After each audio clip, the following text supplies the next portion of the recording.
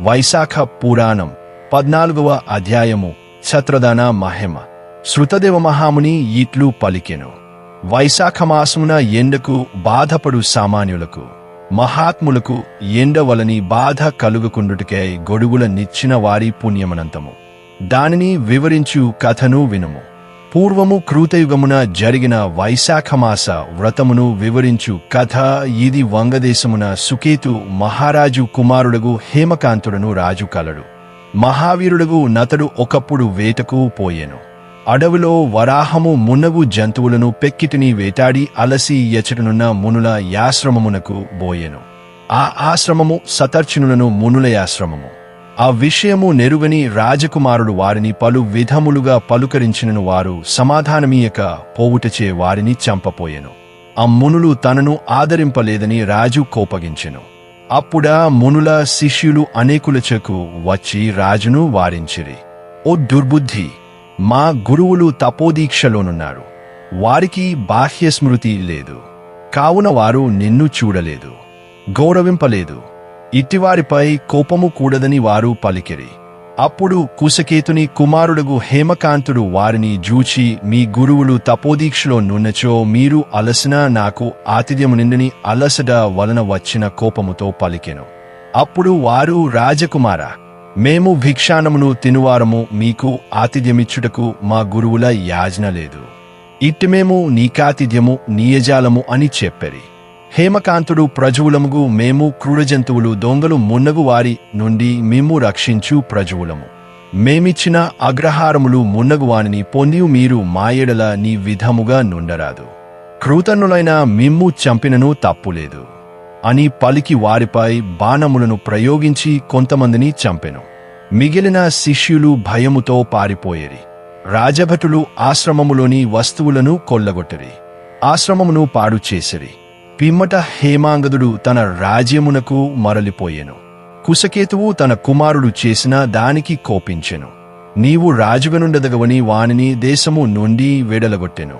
హేమకాంతుడు తండ్రిచే పరిత్యక్తుడాయ్ దేశబహిష్కృతుడాయ్ అడవులలో వసించుచు కెరాతుడాయ్ జీవింపసాగెను. ఈ విధముగా 98 సంవత్సరములు గడచెను. హేమకాంతుడు కెరాత జీవనమునకు అలవాటుపడి కెరాత ధర్మముల నాచరించుచు కెరాతుడాయ్ జీవించుచుండెను. బ్రహ్మహత్యాదోషమున నిలకడలేక అడవుల బూట్టి తిరుగుచూ జీవించుచుండెను. వైశాఖమాసమున త్రితుడను ముని ఆ ఎడవిలో ప్రయాణించుచుండెను. ఎండవేడికి బాధపడి దప్పికచే పీడింపబడుచు నొకచోట మూర్ఛిల్లెను. దైవికంగా ఆ ఎడవిలోనే యున్న హేమకాంతుడు వానిని జూచి జాలిపడెను. మోదుగా ఆకులను తెచ్చి ఎండపడకుండా గొడుగుగా చేసెను. తన యొద్ద సొరకాయ బువ్వలోనున్న నీటిని జల్లివానిని సేద తీర్చెను. త్రితుడును వాని చేసిన యుపకారములచే సేదదీరి సొరకాయ బువ్వలోని నీరు తాగే మోదుగాకుల గొడుగుతో ప్రయాణము చేసి ఒక గ్రామమును చేరి సుఖముగా నుండెను. హేమాంగదుడు వ్రతము నాచరింపకపోయినను జాలిపడి త్రితునకు గొడుగును కల్పించి నీతిని ఇచ్చుటచే వానికి గల పాపములని పోయెను. దీనికి హేమకాంతుడు మిక్కిలి ఆశ్చర్యపడెను.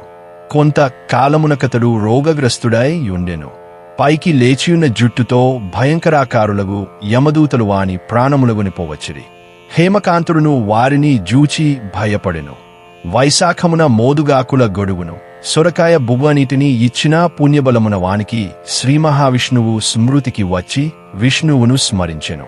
దయాశాలిగు శ్రీ మహావిష్ణువు వెంటనే తన మంత్రిని పిలిచి, నీవు హేమాంగదుని భయపెట్టుచున్న యమదూతలను నివారింపుము.